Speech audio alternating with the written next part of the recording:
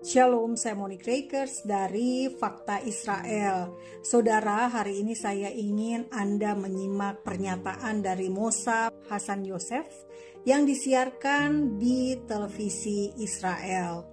Nah, Mosaf menyatakan hal-hal yang mungkin menurut Bapak Ibu terlalu ekstrim atau terlalu vulgar bagaimana cara ia memandang terhadap Gaza atau terhadap Palestina. Tetapi yang perlu kita sadari bersama adalah Mosaf ini adalah orang Palestina sendiri. Mosaf ini dibesarkan di dalam kultur masyarakat Palestina dan Mosaf adalah orang yang paling tahu tentang Palestina itu sendiri dibandingkan kita semua. Jadi pendapatnya tentu saja bisa kita terima karena ia adalah orang Palestina itu sendiri dan ayahnya adalah salah satu pendiri dari Hamas. Ayahnya berkuasanya di tepi barat atau di Yudea dan Samaria.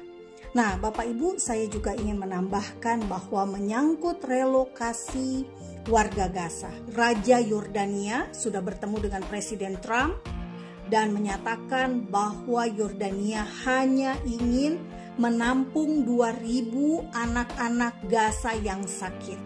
Bapak Ibu, perlu Bapak Ibu ingat, sebelum 7 Oktober 2023, semua orang sakit di Gaza, jika mereka membutuhkan perawatan kesehatan yang memadai, maka mereka akan datang ke Israel. Mereka akan pergi ke rumah sakit di Israel. Dan itu dibolehkan oleh pemerintah Israel. Oleh IDF, mereka bisa masuk ke perbatasan Israel. Dan Bapak Ibu tahu siapa yang menjemput orang-orang sakit dari Gaza ini untuk dibawa ke rumah sakit di Israel? Tidak lain tidak bukan adalah orang-orang di kibuts. Orang-orang yang akhirnya menjadi korban tragedi teror Hamas pada 7 Oktober 2023. Jadi apa yang dilakukan oleh Raja Yordania Abdullah II bukan sesuatu yang luar biasa menurut saya. Karena apa? Karena sudah pernah dilakukan oleh orang Yahudi di Israel. Selama bertahun-tahun mereka menjadi orang yang mengantar jemput setiap orang sakit. Bahkan Fakta Israel pernah mewawancarai seorang yang melakukan antar jemput pasien yang sakit. Anda bisa melihat video ini. Nah, Bapak Ibu, kembali ke apa yang akan terjadi pada warga Gaza. Relokasi yang saat ini masih menjadi polemik. Perlu juga Bapak Ibu ketahui, pada tahun 2005, pemerintah Israel merelokasi dengan paksa warga negara Israel. Orang Yahudi semua dibawa keluar dari Gaza dengan dipaksa. Bahkan IDF harus menggendong orang-orang Yahudi yang tidak mau keluar dari rumah mereka, tidak mau keluar dari tanah mereka. Tetapi harus, karena itu adalah keputusan besar dari pemerintah Israel pada tahun 2005. Orang-orang Yahudi tidak boleh ada di Gaza. Bahkan orang mati di dalam kuburan-kuburan Yahudi di Gaza harus digali dan dipindahkan mayatnya, dibawa keluar dari Gaza. Itu adalah relokasi yang pernah terjadi, tetapi bukan terhadap orang Arab Palestina, tetapi untuk orang Yahudi. Ketika Israel memutuskan menyerahkan Gaza kepada pemerintah Palestina, kepada otoritas Palestina yang pada saat itu Fatah masih berkuasa di Gaza untuk perdamaian. Namun perdamaian tidak terjadi. Malah Gaza menjadi basis Hamas. Nah, Bapak Ibu, sekarang jika Bapak Ibu mau berkata bahwa relokasi itu tidak manusiawi, relokasi itu tidak sesuai dengan hak asasi manusia, kembalilah ke tahun 2005. Orang Yahudi pun bisa direlokasi. Orang Yahudi rela keluar dari kampung halamannya. Mereka mau untuk keluar dari Gaza demi perdamaian meski dengan terpaksa. Jika Anda bilang bahwa oh itu kan Gaza itu kan tanah untuk Palestina. Ya, memang betul. Menurut PBB tanah Gaza harusnya untuk Palestina. Tetapi yang menguasai tanah Gaza pada 1948 ketika terjadi kemerdekaan Israel, yang menguasai Gaza adalah Mesir.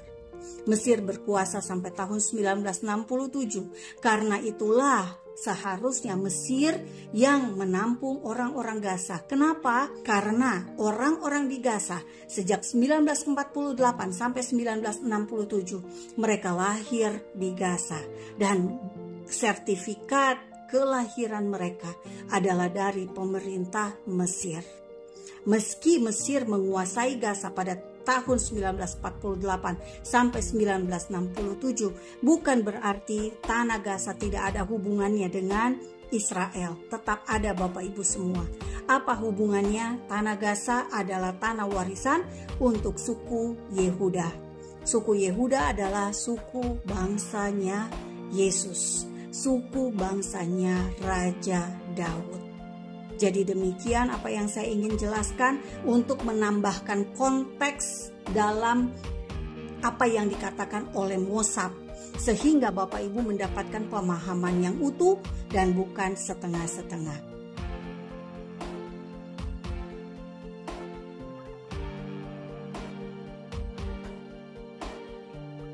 At 8th of October, if you were the Prime Minister, what would you do in Gaza for the next year to bring the victory? What you would do? The first command I said, evacuate the civilians, even though I don't believe many civilians are there. And I think the vast majority, if not everybody, is complicit in this crime. If it wasn't for the hostages, and if I had the power, today, not October 8th, I lie to you. Today, I wipe Gaza off the map.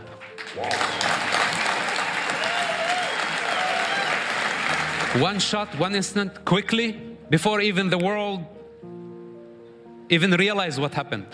That fast. That brings us to Trump vision. He wants now to take them out to Jordan, to Egypt, and the Jordanian and the Egyptians said, no, we don't want them. Nobody wants the Gazian people, but everybody support them. So what do you think about it?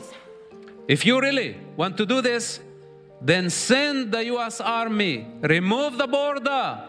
You don't have to call the Sisi, and ask all the Gazans to go into Sinai, 100 miles into the desert. And if it was up to me, beyond the Suez Canal. Until Sisi, take it, leave it, whatever, it's not gonna make a difference. And if you open your mouth, the high dam, one missile, 80 million people will be floating in the Mediterranean Sea. Why from the beginning? Why from the beginning the US president needed the permission of Egypt to open the damn border and evacuate the most vulnerable civilians out of the harm's way? So to take the most powerful card from Hamas' hands. So we must go all the way to the end. Those who say that the war is over, and I tell you, I'm on my own and I speak on my own authority, my gut feeling that the war is far from over. Even though many talk about that the war is over, I don't think so. This is a long war. Even if it's going to be a truce, a small truce, it's going to be a preparation for the next war, and the next war is going to be much uglier. So I suggest that we go all the way to the end in order to guarantee 100 years of peace in the entire region. And Israel is capable of doing it. And if we do it, the United States, the rest of the world will respect Israel for eternity. But if we fail and we start to compromise here and there, it is going to be much dangerous for the Israeli security. My humble opinion. Do you really think that ever we can solve this problem between Israel and Palestinians? As long as you call them Palestinians, the problem is not going to be solved. Thank you. Thank you. Thank you very much. Thank you. I appreciate it. Jadi terima kasih Bapak Ibu sudah menyimak video ini sampai akhir. Saya Monique Rakers, salam damai dari Fakta Israel. Am Yisrael Hai. bangsa Israel hidup. Damai hanya bisa tanpa teroris. Damai di Gaza hanya bisa tanpa Hamas.